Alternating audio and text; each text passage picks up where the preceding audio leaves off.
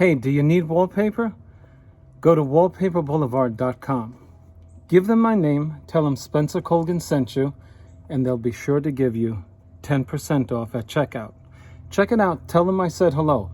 They have a tremendous selection. Don't shop anywhere else until you've checked out www.wallpaperboulevard.com. So choosing the right paintbrush. Usually you will choose the right paintbrush if you just take a look at the label of the brush and take a look at what you're painting. If you're doing oil, you can make sure that your brush at least says all paints. Okay? That covers water-based, alkyd, oil-based, etc. Even alcohol-based, primers, etc. So this is an angle sash brush, and it's medium stiff. Medium stiff meaning that the flex is limited by a certain stiffness to it. I believe that these are the best brushes with which to paint straight lines as you're going across trim that's pretty thick, or cutting a line on a wall against the ceiling. I think that this is pretty good to make the line straight. If it's too soft, it tends to go where it wants to go. And so, but I also think that if you get a paintbrush and you're a do-it-yourself or you're a homeowner, you wash it out and you stick it up on your little wall with the peg, right? And you don't use it until another year. If you don't keep it in this thing, I'm one who believes that you should toss it. Your brush should look like this when you open it up again, because ideally, this is your brush in action, okay? You're not cutting anything like this. You're cutting it like that when your brush is filled with paint and it flattens out nicely. So if your brush looks like this,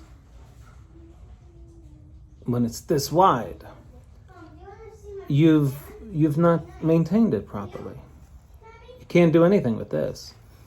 You need it like this.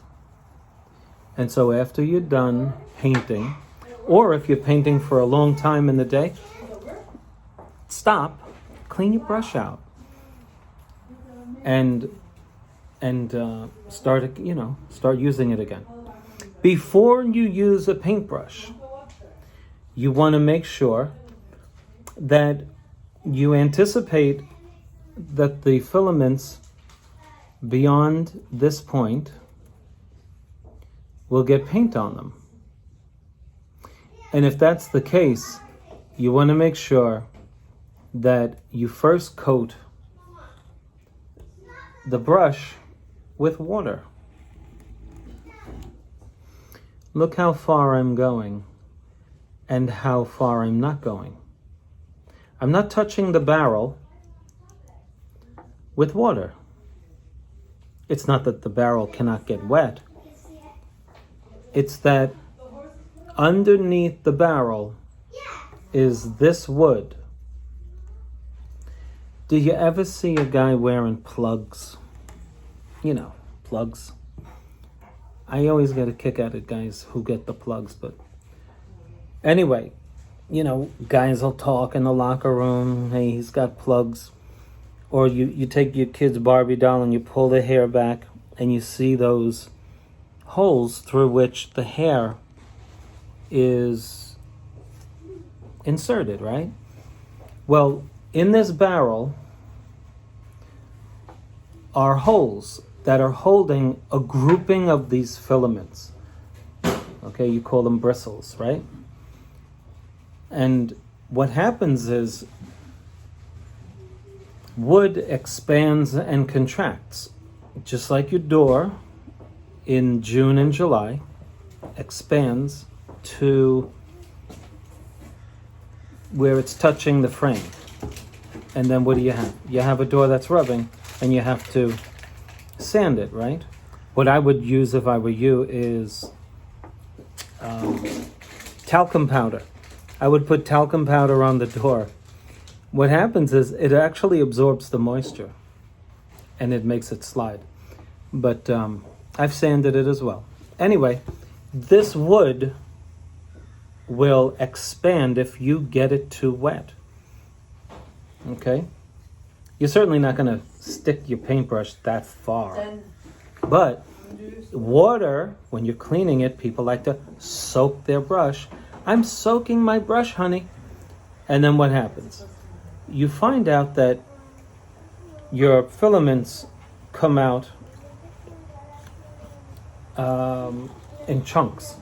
Because what happens is this wood that goes to about right here has expanded. And when it expands, those little holes go from this to that. And then back, not the way it was. And so, when you're soaking your brush, honey, you don't want to soak beyond the point of the barrel. Because you'll be telling honey, whoever honey is, that you need $20 more to go out and get a new brush after using it just once. So, that's one of the things that I do before I use the brush. Now, I'm not in the right environment from what I'm about to do, but when you get into your slop sink area, you take your brush and you get rid of the excess water.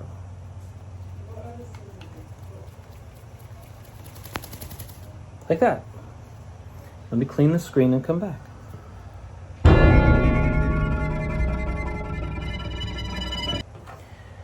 So that your filaments now have a coating of moisture on them. You say, oh, why don't I just spray it, Spencer? Well, you won't get the filaments inside the way I did. And so now it's lubricated for a few hours. It's going to prevent the paint from drying up here. Okay? If you're a painter and you have paint coming up to here, I would ask you to take an early lunch and to take an early blow. I was a police lieutenant. We used to call it an early blow. Meaning, when you left early. When we used to police the Thanksgiving Day parade in New York City, we got an early blow. But then, guys started drinking and getting stupid. So there was no more early blow. You had to go back to the command. But I was on the job prior to them putting those restrictions in place. An early blow was you got done with the parade at about noontime and you were done. But guys didn't know how to behave. And so you couldn't get an early blow. It was back to command, etc., etc. Anyway, if you are the guy or gal who gets paint all the way up to here, you're just not supposed to do that. If that's your inclination to do that, you could protect the point at which you do not want to go beyond when painting. And so this is not silly to do, but you can do this. Take some tape, you wrap it around your filaments as a guide to let you know that once you touch the tape, you've gone too far. Okay? I've seen guys do that. Painters, real painters, they'll do that because they don't want the paint all the way up there, because it dries, and that's why I've lubricated it so that the paint does not exceed your wet mark. Okay? And then you don't want to paint like this. Now let me explain something else about a wet brush. If you don't wet your brush and you dip into the paint, first of all, that paint is going to stick to those filaments very tight and it'd be hard to clean off. But if you don't wet the bristles or the filaments, when you begin painting,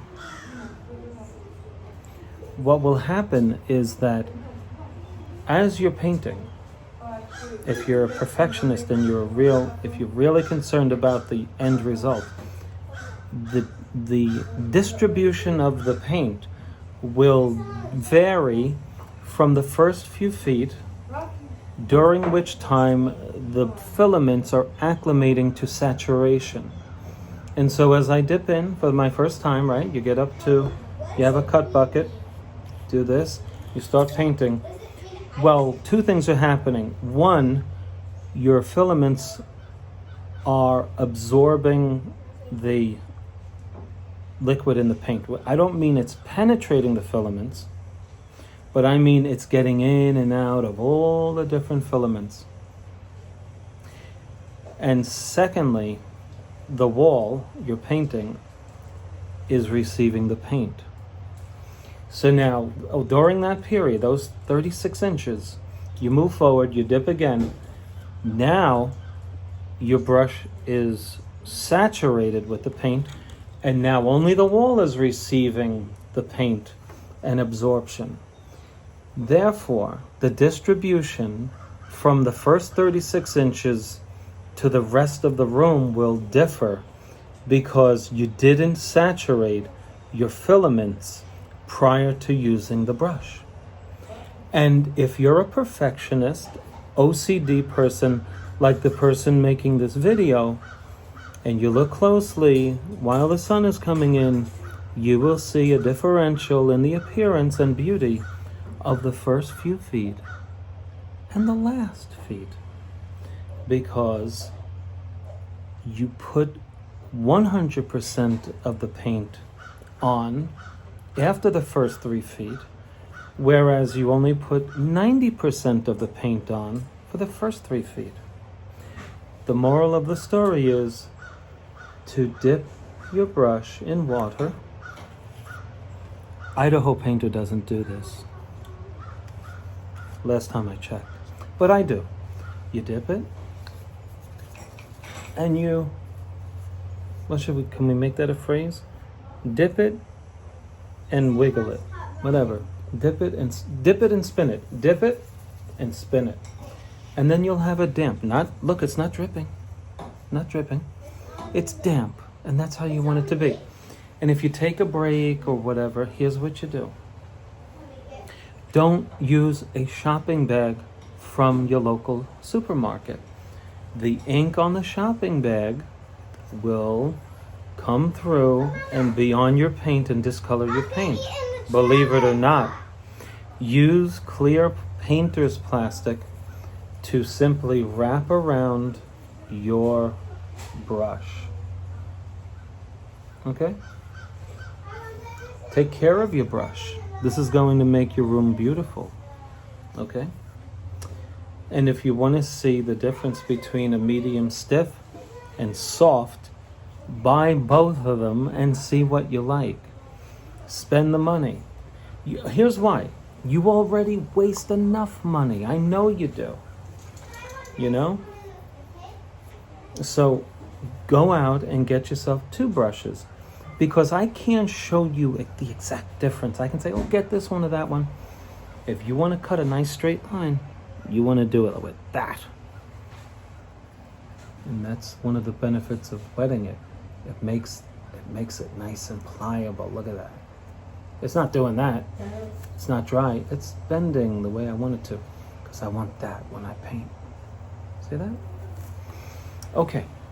Maybe I'll show you a little demo using this brush, but maybe I won't. I don't know. Maybe the video's too long already. I'll check it out. Thanks for watching. I might come back with another frame. I may not. But thanks anyway.